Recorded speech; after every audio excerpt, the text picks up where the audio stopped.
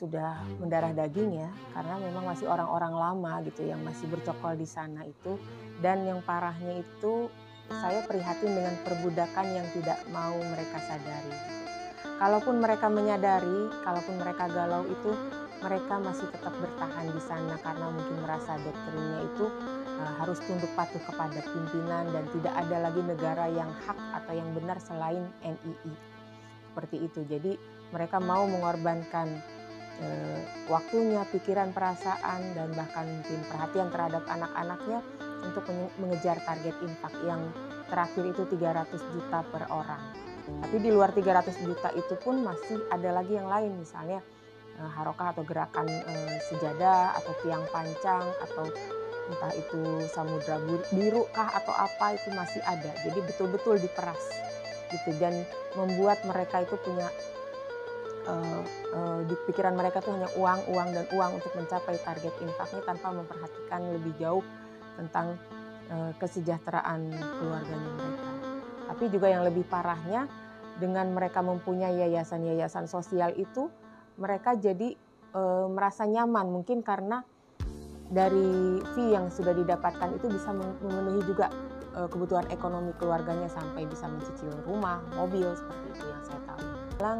Saya mohon dengan sangat, Anda kasihanilah generasi muda bangsa Indonesia. Jangan sampai terlalu larut, lebih lama lagi mereka rusak gara-gara paham materialisme yang ditanamkan dengan doktrin-doktrin membawa-bawa dalil-dalil Al-Quran, agar mereka juga mempunyai masa depan yang lebih cerah dan pertanggungjawabannya itu adalah dunia akhirat. Saya rasa juga umur sudah sangat uzur ya, sudah sangat tua untuk Panji. Segeralah bertaubat, segeralah meminta maaf kepada umat, dan berikanlah mereka kehidupan yang lebih baik dan hak-hak mereka penuhilah.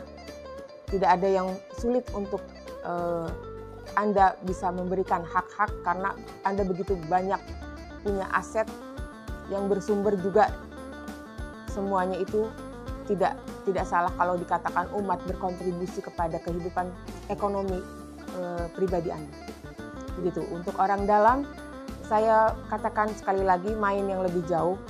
Ketahuilah bahwa secara politik ada hal-hal yang harus dipelajari, bahwa ini bukan NII yang asli. Jangan berharap ini adalah NII yang asli. Silakan pelajari.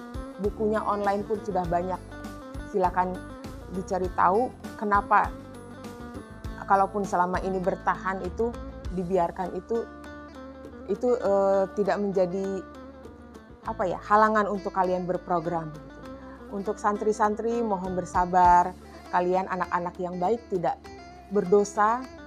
Semoga permasalahan ini juga cepat teratasi dan pemerintah memberikan hak-hak kalian untuk tetap belajar dengan baik, untuk menuntut ilmu dengan baik. Gitu, Mbak. Itu ada satu komentar di YouTube ya. Saya pikir entah itu dari dia atau memang serius, sempat bilang satu kalimat, 10 juta itu murah untuk Panji, untuk satu nyawa. Komentar seseorang saya tidak tahu dari siapa gitu ya, tapi dia berani melontarkan seperti itu, entah mengingatkan, entah juga memang mengancam. Sindiran-sindiran gitu ya, terus juga bulian seperti itu, tapi saya tahu itu dari orang dalam. Dan saya juga pernah di posisi mereka, jadi saya tahu bagaimana psikologis mereka. Jika memang bersalah, terbukti bersalah, dan itu sebenarnya tidak sulit ya untuk dibuktikan, karena penelitiannya itu pun sudah dilangsungkan pada saat tahun 2002 yang lalu ya, sudah banyak, dan hingga kini gerakan itu masih ada. Jadi menurut saya tidak ada yang sulit lah untuk mengungkap semua ini. Endingnya saya harapkan anak-anak tersebut diambil alih oleh pemerintah ya untuk dididik sebagaimana mestinya. Kemudian juga yang di teritorial ini segera diselesaikan, karena NII itu pada dasarnya bukan di Zaitun. Mereka itu tersebar berdomisili di luar Zaitun gitu, di Jabodetabek, Sumatera ataupun Kalimantan. Di kota-kota besar di Indonesia juga itu sudah pasti ada perwakilan.